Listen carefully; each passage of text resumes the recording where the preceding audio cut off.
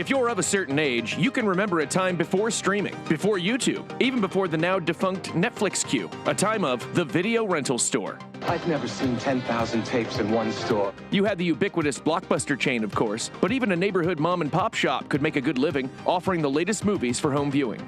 As a kid growing up in this era, the horror section of the store always held an allure for me. I may not have seen all the movies, but the VHS box art is still burned into my brain.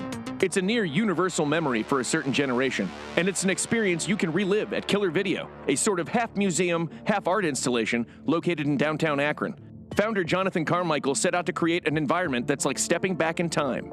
Killer Video was born out of a love of physical media, especially the VHS era. This is a museum that is dedicated to preserving that era in time. 1986 was one of my favorite years of movies, so I chose that for the overall aesthetic. We do have movies that go from the 70s, 80s, 90s, and early 2000s. How did you go about beginning to recreate a 1986 era video store?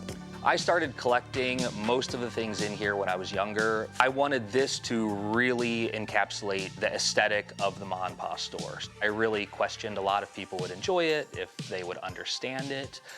But one of the most rewarding things is watching people come in and you can literally see the nostalgia start coming through. We also wanted to create the experience for people who didn't grow up that way to actually walk through and have the true experience rather than just hearing about what it was. As convincing as the aesthetic is, Killer Video is not a rental store, as some of the vintage tapes are worth hundreds of dollars. Now the nice thing is, no late fees if you come here, because I can't actually take any of these home.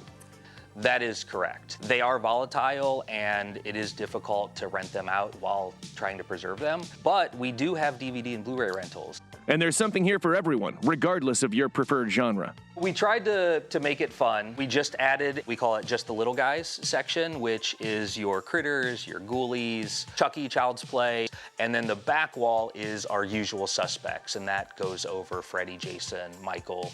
My favorite is our killer insects or our killer bugs section.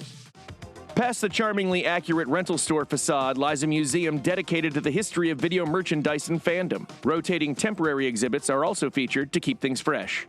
If you could tell yourself back in 1986, young Jonathan, one day I'm gonna recreate this. I like it so much, and run it as a business when I'm a grown-up. Never would have believed it.